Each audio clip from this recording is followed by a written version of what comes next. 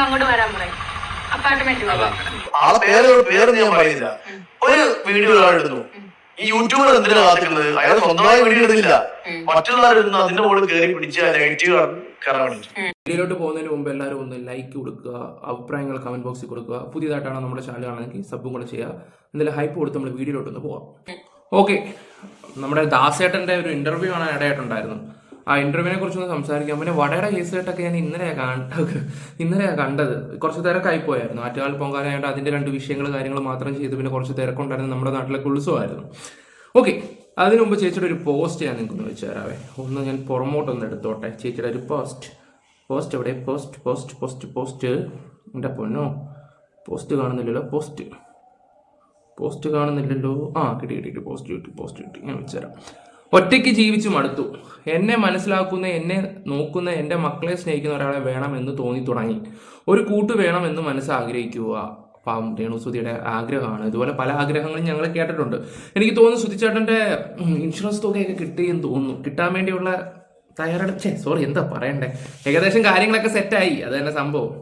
അതിൻ്റെ സന്തോഷത്തിലാണെന്ന് തോന്നുന്നു ചേച്ചിയുടെ ഈ ഒരു പോസ്റ്റും കാര്യങ്ങളും ഒക്കെ. ഓക്കെ, നമുക്കെന്തായാലും ചേച്ചിയുടെ വീഡിയോയിലോട്ടൊക്കെ ഒന്ന് പോയിട്ട് വരാം. ഓക്കെ, അപ്പം നിങ്ങൾ കേട്ടല്ലോ, ചേച്ചിക്ക് കൂട്ടിന് വേണമെന്നാണ് പറയുന്നത്. എന്തായാലും നമുക്കിനി കൂട്ടും കാര്യങ്ങളൊക്കെ വരുമെന്ന് നോക്കാം. ഇന്നലെ ആറ്റുകാൽ പൊങ്കാല സമയത്ത് അനുമോള് പറഞ്ഞൊരു കാര്യം ഇവരെ കുറിച്ച് തന്നെ ഉദ്ദേശിക്കുന്നത്. കാരണം ഇപ്പം അനുമോളെ ചോദിക്കുന്നത് ഇവരുടെ ഒരു രീതിയാണല്ലോ. ഞാൻ അതൊന്ന് വെക്കാം.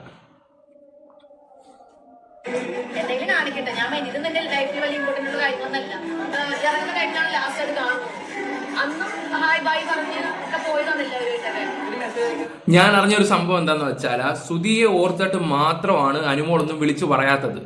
അനുമോൾ ഒരു അക്ഷരം മിണ്ടാത്തതിന്റെ കാര്യം സുധി ഓർത്തിട്ടാണ്. കാരണം അവർ ഒരുമിച്ച് വർക്ക് ചെയ്തിട്ടുള്ളതാണ്. സുധിയോട് ഭയങ്കര സ്നേഹവും ബഹുമാനവും ഒക്കെ ഉള്ളതാണ്. അതുകൊണ്ടാണ്. അല്ലെങ്കിൽ അനുമോൾ വെറുതെ വിടത്തില്ലെന്ന് നമ്മുടെ ഒരു സുഹൃത്തിനോട് അനുമോൾ പറഞ്ഞതാണ്. എന്തായാലും അനുമോളെ ബാക്കി പറ.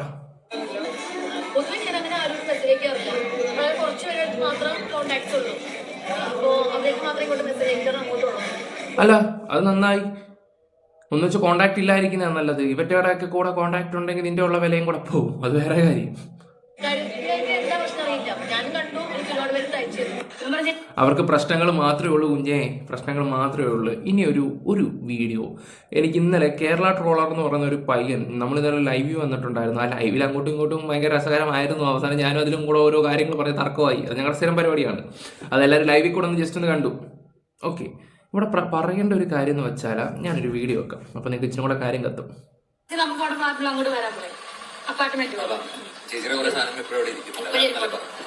എനിക്ക് തോന്നുന്നു ഈ ഒരു വീഡിയോ കണ്ടിട്ടാന്ന് തോന്നുന്നു. ഈ വീഡിയോ മാത്രമല്ല, ഇവർ എറണാകുളത്തോ അവിടെ ചെല്ലുമ്പോൾ അങ്ങനെ ഇവന്റെ ഫ്ലാറ്റിലങ്ങാണ്ട് താമസിക്കുകയൊക്കെ ചെയ്യുന്നതെന്നാണ് പറയുകയൊക്കെ ചെയ്യുന്നത്.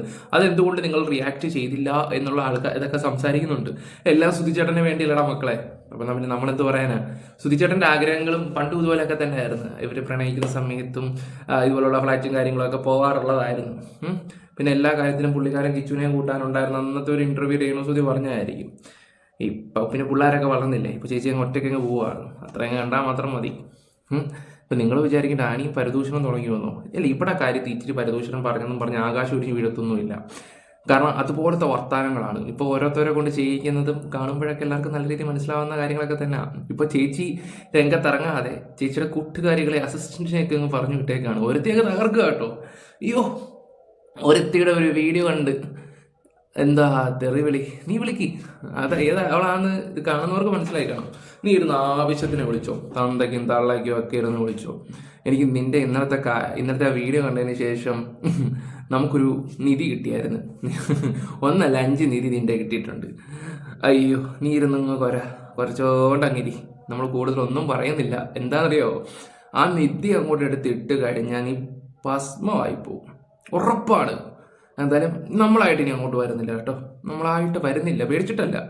കാരണം നീ അങ്ങ് വാ. അയ്യോ, നമുക്കൊക്കെ എന്ത് പോകാനിരിക്കുന്നു. പക്ഷെ നിങ്ങളൊക്കെ അങ്ങനെയാണോ? അതൊക്കെ വെച്ച് നോക്കുമ്പോ രണാസുന ഭാവമാണെന്ന് തോന്നുന്നു. അത്രേ ഞാൻ പറയുന്നുള്ളൂ. കുറച്ച് ഡ്രസ്, ഒരു ബാഗ്, എന്തൊക്കെ ഡ്രസ്സാ മനുഷ്യനെടുത്ത് എന്തൊക്കെയാണ് ഡ്രസ്സ് അതൊക്കെ ആക്ച്വലി നീ തീർന്നു കേട്ടോ. അതെല്ലാം അവിടെ ഉപേക്ഷിച്ചിട്ടാണ് ഞാൻ പോയത്. അല്ലേ, കൊറേ ഉണ്ടായിരുന്നു. കുറെ ഉണ്ടായിരുന്നില്ലേ ഷൂട്ടിന് വന്നപ്പോ കുറെ ലഗേജ് ആയിട്ടാണ്. ചേച്ചിയുടെ ഇവന്റെ ഒക്കെ ചിരി കണ്ട അവിടെ കുറച്ച് ബെൽറ്റും വേണ്ട ഈ നമ്മുടെ ഇതുണ്ടല്ലോ ചെയിനൊക്കെ ഉണ്ടല്ലോ, അതൊക്കെ അവിടെ കിടക്കുന്ന നിങ്ങളുടെയൊക്കെ ചിരി കണ്ടിട്ട് തോന്നുന്നത്. അതൊക്കെ അവിടെ ഇരിക്കുന്നുണ്ട്. പിന്നെ അടുത്ത ദിവസം വരുമ്പോൾ കൊടുക്കാന്നാണ് ഞാൻ പറഞ്ഞത്. പകലൊക്കെ ഇന്റർവ്യൂവിനും കാര്യങ്ങളൊക്കെ ഷൂട്ടൊക്കെ പറ്റും. പകലൊക്കെ ഇന്റർവ്യൂവിനും. അല്ല രേണുസുതി എന്തിനാ ഇന്റർവ്യൂവിന് പോകുന്നത്? അതിന്റെ ആവശ്യമുണ്ടോ? മൂവിയുടെ വല്ല ആവശ്യത്തിനായിരിക്കും. ഇപ്പൊ ഇന്റർവ്യൂ ഒക്കെ അല്ലേ. ഇനി നമുക്ക് അടുത്തൊരു വീഡിയോ. വട കഴിച്ചിട്ടില്ല, വട കാണുന്നുണ്ടോ നോക്കട്ടെ. വട കഴിച്ചിട്ടില്ല, വട കാണുന്നുണ്ടോ നോക്കട്ടെ. വട കഴിച്ചിട്ടില്ല, വട കാണുന്നുണ്ടോ എന്ന് നോക്കട്ടെ എന്ന്. പാവം ചേച്ചി. ഞാനൊരു കാര്യം ചോദിച്ചോട്ടെ, നിങ്ങൾ തന്നെ എന്തിനാ ഈ സോഷ്യൽ മീഡിയ വന്നിട്ട് ഇങ്ങനെയുള്ള തോന്നിവാസം പറയുന്നത്? നിങ്ങൾ തന്നെ എടുത്ത് പറഞ്ഞു, നിങ്ങൾ തന്നെ ഏറി പോവല്ലേ? മനസ്സിലായി? ഇവർ തന്നെ ഇട്ട് കൊടുക്കുക ഓരോ കാര്യങ്ങൾ. അതെടുത്ത് നമ്മളെപ്പോലുള്ളവരെടുത്ത് റിയാക്ട് ചെയ്യുന്നവർക്ക് നല്ല രീതി അറിയാം. ഇവർക്ക് എങ്ങനെയെങ്കിലും ഏറി പോവുക, ഓരോ തോന്മാരും ഓരോ ഫംഗ്ഷനും കാര്യങ്ങളൊക്കെ വിളിക്കുക. ഇവർ തന്നെ, അത് മാത്രമല്ല, ഇവർ തന്നെ ഓരോരുത്തരെ വിളിച്ചിട്ട് പറയും നമുക്ക് ഇന്നുപോലെ ഒരു ഉദ്ഘാടനം തന്നായിരുന്നെങ്കിൽ നല്ലതായിരിക്കും, വെറും 1 ലക്ഷം രൂപ തന്നാൽ മാത്രം മതി. ഇങ്ങനെയൊക്കെയാണ് പറയുന്നത്. ഓരോരുത്തരെ അങ്ങോട്ട് വിളിക്കും, ചേച്ചി നമുക്കൊരു ഉദ്ഘാടനം തരണേ, നമുക്കൊരു ഉദ്ഘാടനം തരണേ എന്നും പറഞ്ഞുള്ള രീതിയില്ല. ഒട്ടും മോശമൊന്നും അല്ല. ഇപ്പൊ ചേച്ചിയുടെ വർക്ക് കുറഞ്ഞതിന് ശേഷമാണ് ചേച്ചി ഇപ്പൊ വീണ്ടും ഈ നെഗറ്റീവിലോട്ട് വരാൻ തുടങ്ങിയത്. പറ ചേച്ചിയുടെ വാക്കും കൂടെ കേക്കട്ടെ.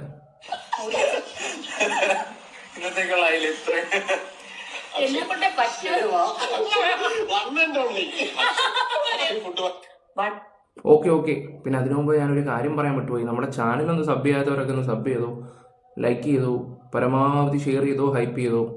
അത് പറയാൻ വിട്ടുപോയി. നമുക്ക് ബാക്കി കൂടെ കാണാം.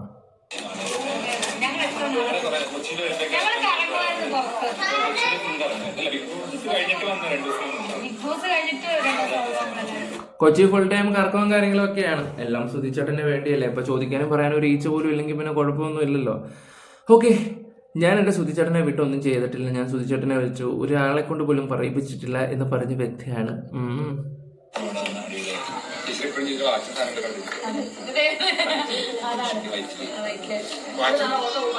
അതെ, എടീന്ന് വിളിക്കുന്നുണ്ട്. ഇടയ്ക്കൊക്കെ അവനവൻ്റെ സ്വഭാവം കയറി വരുന്നുണ്ട്. എടി വാടി പൊടി. പിന്നെ ഇടയ്ക്ക് മീഡിയ ഓർക്കുമ്പോൾ ഒരു ചേച്ചി വിളിയുണ്ട്.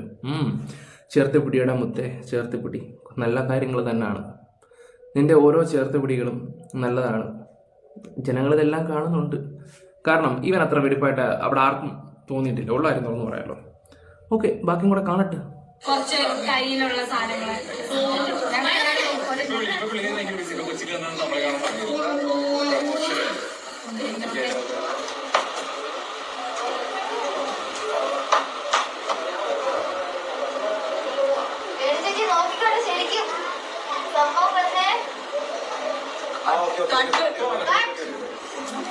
ആരെങ്കിലും പറയണ്ടേ?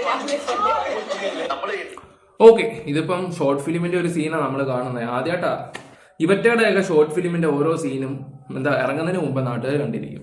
ഇതുപോലുള്ള മീഡിയക്കാരെയൊക്കെ റൂമിലൊക്കെ വിളിച്ച് കയറ്റിയിട്ട് ഇതുപോലുള്ള ഷൂട്ടിങ്ങും കാര്യങ്ങളും ഡ്രസ്സ് മാറാൻ നേരത്ത് കൊണ്ട് ഷൂട്ടിങ്ങും കാര്യങ്ങളൊക്കെ നടത്തിയിട്ട് എന്ത് കിട്ടാൻ വേണ്ടി ഞാൻ അറിയാൻ വേണ്ടിയിട്ട് വയ്ക്കും. ഇങ്ങനെയൊക്കെയുള്ള ഒരു ഷോർട്ട് ഫിലിം നടത്തുമ്പം ചിലപ്പോൾ അതിൻ്റെ കുറച്ച് സീനും കാര്യങ്ങളൊക്കെ നമ്മളിതൊക്കെ കാണുന്നത് പുറത്തിറങ്ങി കഴിഞ്ഞിട്ടാണ് കാണുന്നത്. ഇതൊക്കെ ഷൂട്ടിങ്ങിൻ്റെ ഇടയിൽ തന്നെ ഷൂട്ട് ചെയ്യുക, മീഡിയക്കാർ വന്നിട്ട് ഷൂട്ട് ചെയ്യുക, എന്നിട്ട് അത് പബ്ലിക് ആക്കുക.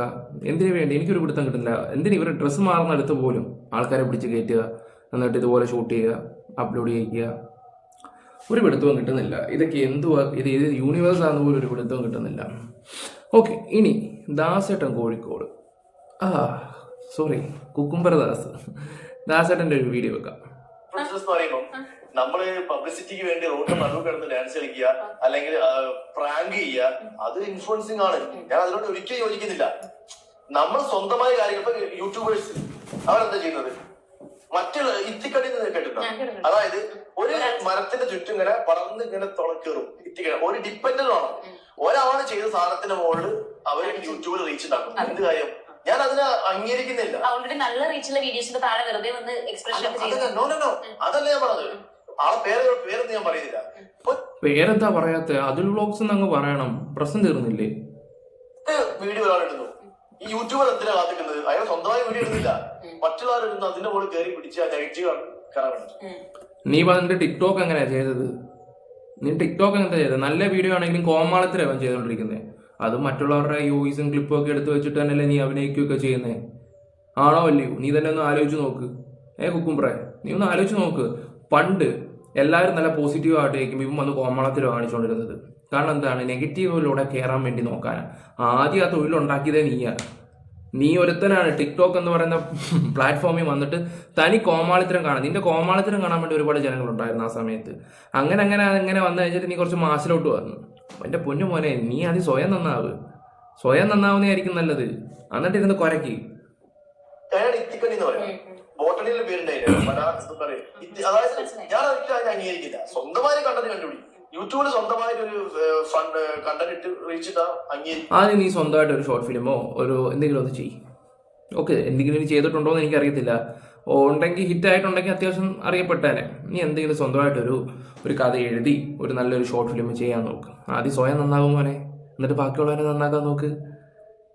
ഇവിടെ വന്നിട്ട് ഓരോ നെഗറ്റീവും കാര്യങ്ങളും ഒക്കെ ഇവൻ ഇത്രയും ഉപദേശിക്കുന്ന ഒരു വ്യക്തി, ഇത്രയും പക്വതയും കാണിക്കുന്ന ഒരു വ്യക്തി, ഇത്രയും പക്വതയും ഇതെല്ലാം കാണിക്കുന്ന ഒരു വ്യക്തി പണ്ട് എന്തുകൊണ്ട് കാട്ടിക്കൂട്ടിയില്ല? ഇപ്പൊ ഭയങ്കര മെച്ചൂർഡായിട്ട് സംസാരിക്കുന്നു. സോഷ്യൽ മീഡിയ വന്നിട്ട് ഇവൻ അവിടെ പിടിക്കുന്നു ഇവിടെ പിടിക്കുന്നു. ഇതിനൊന്നും ഒരു കുഴപ്പമില്ല. ഇവനാണ് റീച്ച് ഉണ്ടാക്കിക്കൊണ്ടിരിക്കുന്നത്. പറഞ്ഞു മനസ്സിലായോ? ഇവനാണ് ഇവിടെ റീച്ച് ശരിക്കും ഉണ്ടാക്കിക്കൊണ്ടിരിക്കുന്നത്. കോമാളിത്തരം കാണിച്ച ആ പെണ്ണിന്റെ സത്യം കൂടുതൽ നെഗറ്റീവിലോട്ട് കൊണ്ടുപോയി ഇവൻ ഒരുത്തനാണ്. എന്നിട്ട് ഇവൻ പറഞ്ഞത് ഞാൻ കാരണമാണ് ബിഗ് ബോസിലോട്ട് പോയത്. എന്തൊക്കെയാണ് ഇത്? വേറെ ആൾക്കാർ എന്താ ചെയ്യുന്നത്? ഓൻ അങ്ങനെ ചെയ്യുമ്പോ ശരിയല്ലല്ലോ, അതിന് ഓണം വീഡിയോ അത് കയറി വിളിച്ചു. അതാണ് അതുകൊണ്ട് ഞാൻ ഒരിക്കലും അംഗീകരിക്കുന്നത്. പിന്നെ അതുപോലെ തന്നെ ദാസേട്ടൻ പറഞ്ഞു, ഓൾറെഡി കുറച്ച് മുന്നേ പറഞ്ഞു, നമ്മുടെ ഷിഞ്ചിത ദീപകേട്ടന്റെ ഇഷ്യൂവിന്റെ ഞാൻ വീഡിയോ ഇട്ടിട്ട് കണ്ടിട്ടുണ്ടായിരുന്നു. നല്ല കാര്യം അങ്ങനെ ഒരു വീഡിയോ പോസ്റ്റ് ചെയ്തത്. പക്ഷെ കൂടുതലും ആ ഒരു ഇഷ്യൂ നടന്നപ്പോൾ കുറെ ആൾക്കാർ അതിനെ എഗെയിൻസ്റ്റ് പറഞ്ഞു. അത് പറയേണ്ട കാര്യമാണ്. പക്ഷെ ഇതേ രീതിയിൽ പെൺകുട്ടികൾ ഫേസ് ചെയ്യുന്ന പ്രശ്നങ്ങൾക്ക് എന്തെങ്കിലും വീഡിയോസ് ഇടുന്നത് വേറെ കുറവാണ്. ഞാൻ പറയാം. അതായത് ഈ വീഡിയോ ഞാൻ ഇട്ടത് വളരെ ലേറ്റ് ആയിട്ട് ഇട്ടത്. അത് കണ്ടന്റ് ആയിട്ട് ഇടാൻ എനിക്ക് താല്പര്യം. അല്ലാതെ ഓൺ വോയിസ് വന്നിട്ട് അങ്ങനെ പെൺകുട്ടികളുടെ വീഡിയോസ് അതുപോലെ തന്നെ ഇങ്ങനെ ബുദ്ധിമുട്ട് വരുന്ന സമയത്ത് നമ്മൾ പ്രതികരിക്കാറുണ്ട്. പ്രതികരിക്കുന്നില്ല എന്നൊന്നും പറയണ്ട. ഓരോ ഐറ്റംസ് വൈസ് എടുത്തുകൊണ്ട് പ്രതികരിക്കാൻ ഞാൻ മെനക്കെടാറില്ല. ബിക്കോസ് ഞാനൊരു ഗവൺമെന്റ് സർവന്റ് ആണ്. എനിക്ക് ഒത്തിരി ലിമിറ്റേഷൻസ് ഉണ്ട് ഏത് കാര്യത്തിലും. ഓക്കെ, ഗവൺമെന്റ് ജോലിക്കാരന്റെ ലിമിറ്റേഷൻ ഞങ്ങൾ നല്ല രീതിയിൽ കാണുന്നുണ്ട്. പറഞ്ഞു മനസ്സിലായോ? നിന്റെ കുട്ടനാടൻ കായലാണെങ്കിലും നിന്റെ ചാന്തുപൊട്ടാണെങ്കിലും ശരി, അതൊക്കെ ഒന്ന് കാണുമ്പോൾ അറിയാം നിന്റെ ഗവൺമെന്റ് സർവീസിനോടുള്ള ആത്മാർത്ഥതയും കാര്യങ്ങളും ഒക്കെ. സ്വയം നന്നായിട്ടിരുന്ന് കുരയ്ക്കുന്ന കുറച്ചും കൂടെ നല്ലതാ ദാസേട്ടാ. എന്നിട്ട് മറ്റുള്ളവരെ ഉപദേശിക്കാൻ വേണ്ടി ഇറങ്ങും. പറഞ്ഞു മനസ്സിലായോ? നീയും എന്താ പറയണ്ടേ, നിന്റെയൊക്കെ കുറെ ചാവേറായിട്ടാണ് കുറെ അവൾമാര് വന്നിട്ടിരുന്ന് കുരച്ചുകൊണ്ട് പോകുന്നത്. അത് അതിനേക്കാളും വലിയ കോമഡിയാ. അത് എടുത്തിടാനാണെങ്കിൽ അലക്കാനാണെങ്കിൽ ഉണ്ട്. പക്ഷെ അങ്ങനെ ഇപ്പോൾ അലക്കുന്നില്ല. അവിടെ കിടന്ന് കുരയ്ക്കട്ടെ. കാരണം കുറച്ച് അവസാനം വായിലെ വെള്ളം അങ്ങ് ഇറങ്ങും. അപ്പോഴും ആരും തിരിഞ്ഞ് നോക്കുന്നൊന്നുമില്ല. ഓക്കെ, ദാസേട്ടൻ്റെ ഉപദേശങ്ങൾ കൂടുതലായിട്ടൊന്നും വെക്കുന്നില്ല. നിങ്ങളുടെ അഭിപ്രായങ്ങൾ എന്തായാലും കമന്റ് ബോക്സിൽ രേഖപ്പെടുത്തുക. വീഡിയോസ് ഇഷ്ടപ്പെട്ട ലൈക്ക് ഷെയർ സബ്സ്ക്രൈബ് ചെയ്യുക. Bye, love you all guys.